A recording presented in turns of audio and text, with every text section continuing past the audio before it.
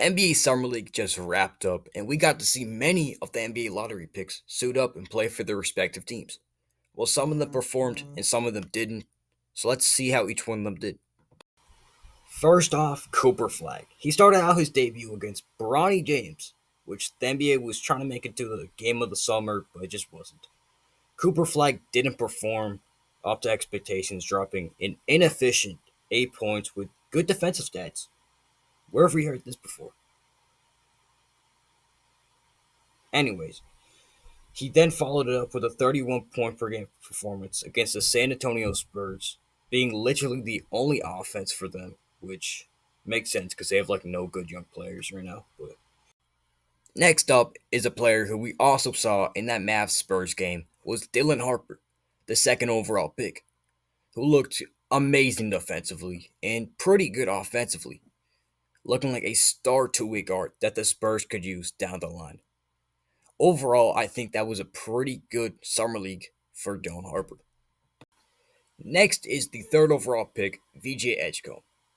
Now he's a great story and was pretty good in summer league. I mean, he didn't play that many games because they're probably saving him for the regular season because he was a top pick. But in a game in the California Classic, which was in summer league but kind of was but kind of wasn't, he dropped 28 points against Ace Bailey, who was projected as a third ranked prospect. I mean, MB, just give up the team. Give it to VJ Edgecombe right now.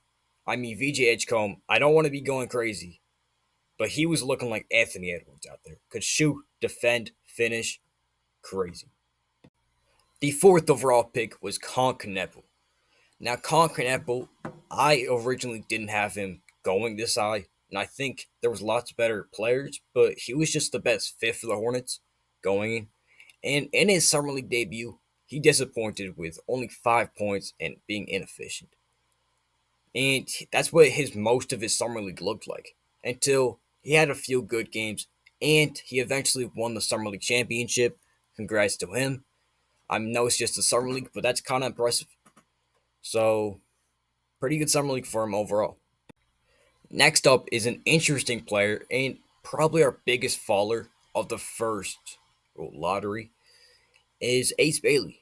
He was projected as a third ranked prospect out of high school and for most of this college year.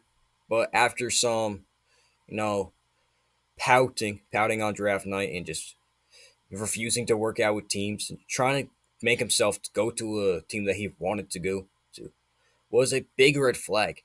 And even in this picture of draft night, he looks mad that he's in Utah. Like, I know you have to play with Yusuf Nurkic, but it's not that bad. Okay, maybe it is that bad. But that's not the point. He had a pretty disappointing summer league. Pretty much just looking like MPJ, so Danny Ainge, you have fun dealing with that. Next up is a player who I think had one big flaw coming into the draft, which was he didn't take enough inside shots. And that was Trey Johnson. He is a phenomenal shooter, and he really showed that in the summer league. I mean, he was a great scorer in college, and he was a great scorer in summer league. So I think can be a great scorer for the Washington Wizards, potentially as their number one option, or maybe number two next to Cam Whitmore and Alex Sarr. But he had a pretty good summer league overall. The next pick is seventh overall, which is Jeremiah Fears. And besides having maybe the coolest jersey ever, I mean zero fears.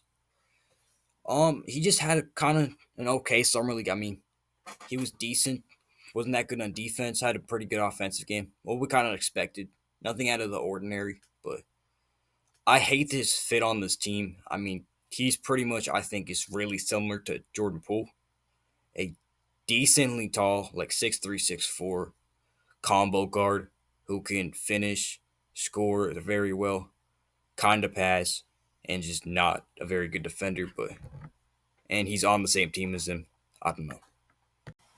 I don't have much to say about this pick. Otherwise, it was just a horrible pick. I mean, Igor Demon, who earlier in the year I would have said this is a steal for him, but after his just poor shooting performances at BYU and just being really disappointing, I just don't think he should have gone this high. I mean, he probably should have gone somewhere outside of the lottery, but he got picked eighth when there were so many better players available.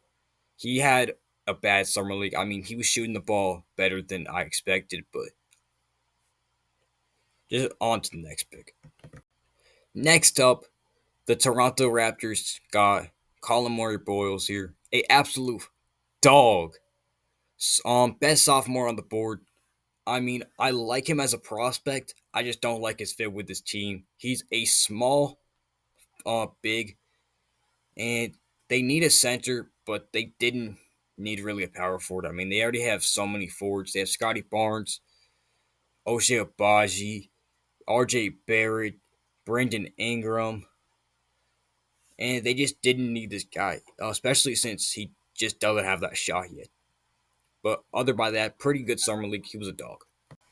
This is Kamal Malawatch, one of the more intriguing prospects coming into the draft and just overall through the entire college season because he is 7 foot two and athletic, and he started basketball a few years ago, and he's already this good. He has so much potential, and I kind of like his fit on the Suns. I mean, they kind of needed a center, but they also just traded for Mark Williams, and they have Nick Richards, so kind of weird there. But I really do like him as a prospect. I think he had a good summer league, and I'm excited to watch him play in the NBA. Cedric Coward, who honestly I did not expect to go this high in the draft, but drafted by the Trailblazers, traded to the Memphis Grizzlies.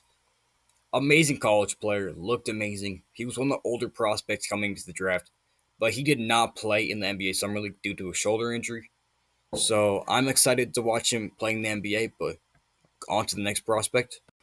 Here we have one of the biggest risers of the entire NBA draft, Noah Senge, and for a good reason. He was absolutely dominating out in his European team. Now, I'm pretty sure this is our highest French prospect of this year's draft, which kind of weak for the French this year, but pretty good. Noah Senge had a incredible summer league. I mean, one wasn't one of the better players, but one of the better players on his team. But of course, he is remembered for his crazy poster. Not because he postered someone, because someone posted him, which I'll show right now. But he had a great game that was overshadowed by his poster, and I think he'll be a great combo forward for the Chicago Bulls. Next is Derek Queen out of Maryland. He was a double double machine in his 3 games with the New Orleans Pelicans. I just don't think he is a great development place for him in New Orleans, where especially he needs to develop his shot. I just don't think New Orleans is the place for him. Unfortunately, though, he's going to have another setback with a wrist injury, which is going to be evaluated in a few months. He's probably going to miss some time in his rookie year. Overall, though, I think it was kind of disappointing, not because of how he played. Last but certainly not least, Carter Bryant. Now, I'm surprised he fell to the Spurs, but his offensive game is not that much developed, and he really showed that during his time in the Summer League. I mean, he was probably the best defender in the entire Summer League. He was crazy defensively, blocking shots, getting steals, getting stops, and people were saying he's going to be a future decoy. And I don't know if he's going to happen to get a decoy one day, but I mean, we can hope. And his offensive game just looked fairly raw, just wasn't that good.